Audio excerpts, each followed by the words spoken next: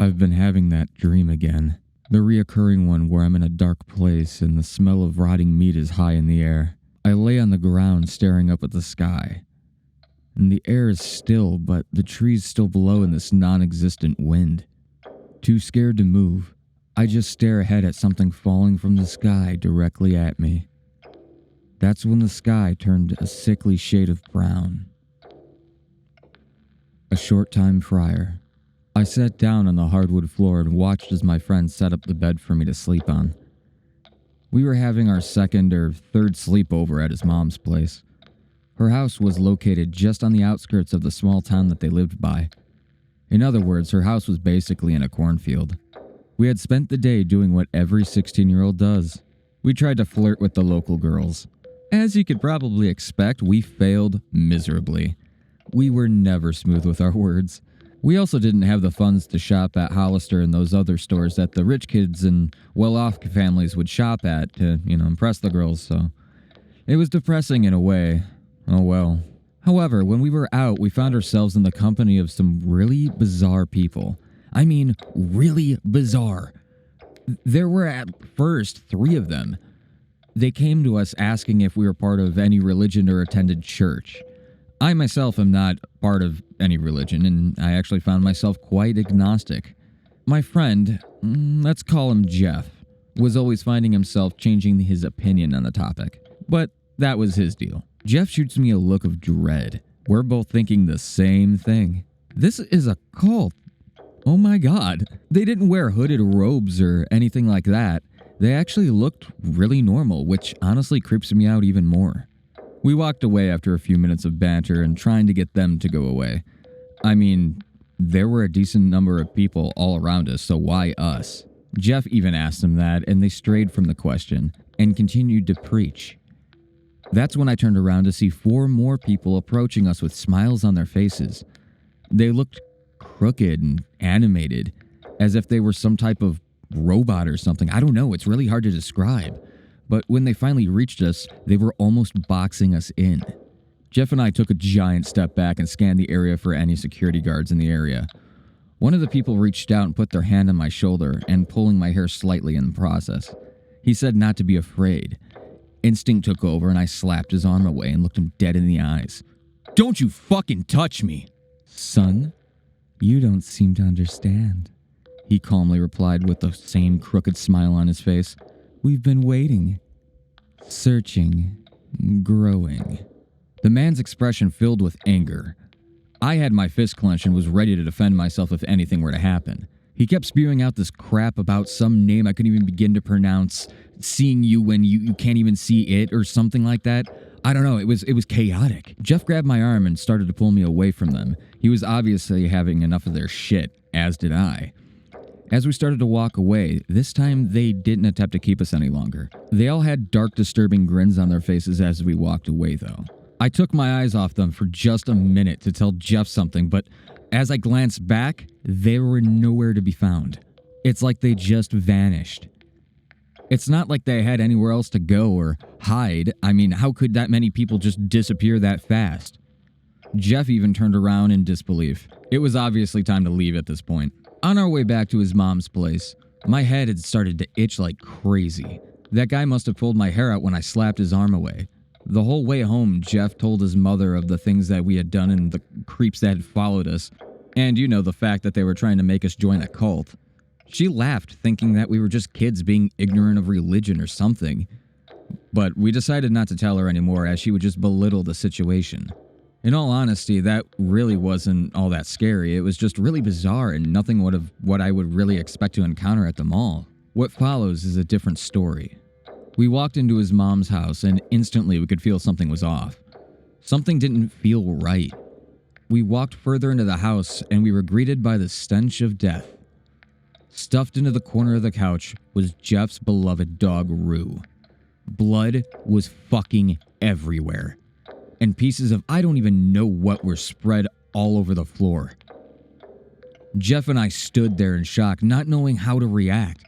Our minds froze at the sight of it. When I was finally able to turn my head, his mother was walking in behind us. Her shriek of terror must have smacked Jeff back into reality because he instantly started yelling and almost crying. And I've never been in this situation before. I had no idea what to do. My buddy's dog was mutilated and stuffed into his fucking couch, and both Jeff and his mother are in utter chaos. How can I help? Is there even a way? After the police show, Jeff and I were told to hang out in his room until they figured out what was going on. That's the thing, though. They hadn't found out what had actually happened or how it happened at all. From what I could hear at the top of the stairs, there were no signs of forced entry, and they were just as puzzled as we all were. Later, I ended up staying over there. They were told to go to stay at some hotel for the night or two, but they had no money for a hotel. And since Jeff was visibly bothered by the situation, it didn't feel right just to leave him alone. I would soon find out that this didn't matter. As I said before, we were getting ready for bed. Jeff was getting the air mattress set up for me. I told him I could sleep on the ground, but he insisted. I was about to say something to him when we heard a tapping at his window. There are no trees by his window. There is no storm, and he is on the second floor. We both stopped and just stared at the window. Neither of us moved. We waited to hear for another sound. A few seconds went by and the tapping happened again, but this time more aggressive, as if someone was on the other side wanting in. We jumped in sync. I could see the curiosity on Jeff's face. "Don't!" I whispered hard at him. He nodded and went to stand up. He didn't make a sound, but as he did, whatever it was on the other side of that window knew he had moved. The tapping emitted from the window once more. Jeff looked at me, then at the window. He ignored me as I tried to convince him not to open the blinds. The only thing I could really say about Jeff is that he had balls to do what he did. The blinds flew open and the darkness was on the other side. I walked over behind Jeff to see what it was too. Stupid, I know, but I couldn't help it at this point. 2 cracks had formed on the window, but how? No one was there.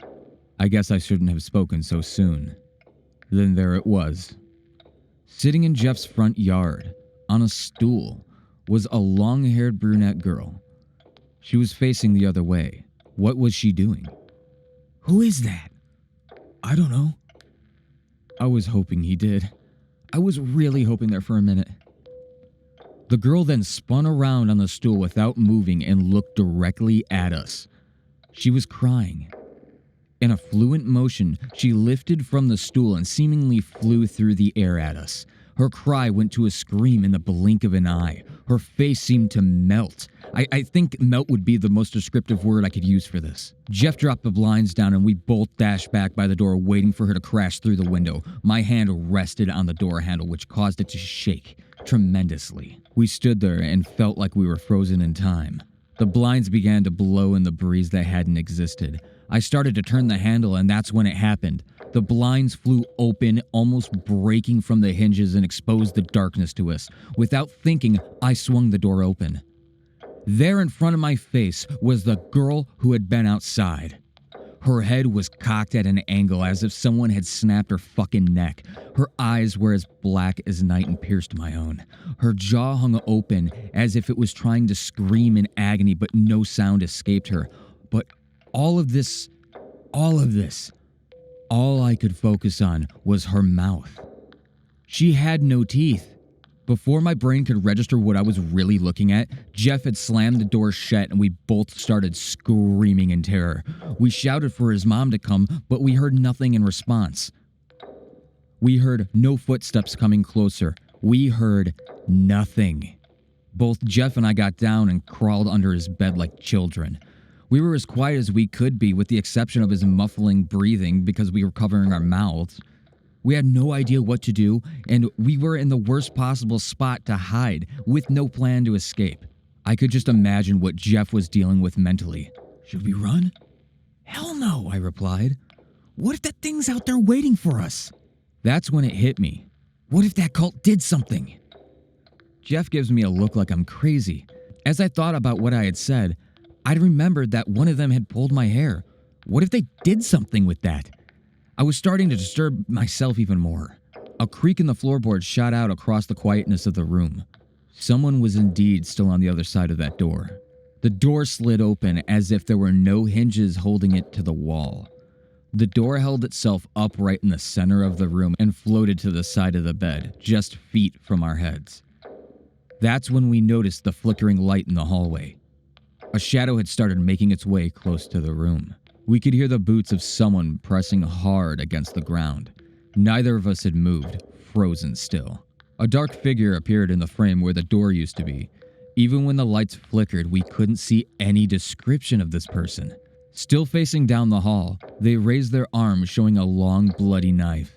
My eyes shot open and I took a deep breath. What the hell was I seeing? The light is clearly shining on both the strange person and the knife.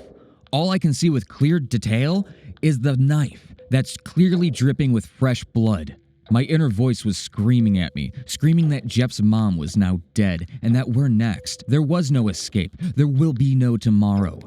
I was about to start crying. I was about to start utterly losing my shit. Suddenly I hear the door open at the end of the hall. And that's when I saw its face. A light escaped into the hall, apparently emitting from whatever room was just opened. What looked like a long cloth was wrapped around the stranger's eyes. Deep red stains sit where the eyes should be showing. Another cloth is wrapped around where its mouth would be. We couldn't see its mouth, which brings up another question. Where did that insane laughter come from? Jeff flinched when the laughing began, almost jumping into the bed. The stranger took off down the hall in full sprint, the laughter disappearing with him. I had enough. I couldn't take any more. What the fuck was going on? Who the hell was that? And where the fuck is Jeff's mom? All of this happened in slow motion. I turned to Jeff and told him to run. My mind was casted in a sea of horror and I tried my hardest to hold on to that boat of sanity. I didn't look back. I couldn't. The fear of what I might see shook me to my core. I got into the hallway and ran for the stairs with all my might. I heard Jeff's voice call out to me as I was taking my first steps down, which caused me to look back. Jeff was right in my face, not an inch from my nose. Jeff opened his mouth and let out the same laughter that we had just heard. I don't even know if I screamed, but I blacked out. And as hard as I try to remember, I can't remember anything else. Back to the beginning. As I woke up, the smell of decay and old wood filled the air. I couldn't move. My eyes could, but my body was immobile. I could sense a wall or some type of ceiling close to my face. I could tell because I was breathing softly, even though my body wasn't moving as I inhaled. I started to panic, but that's when I remembered. I had been having that dream again. The one where I'm with Jeff. The one where his dog is dead. The one where we could still breathe. The one where I was still alive. I remember.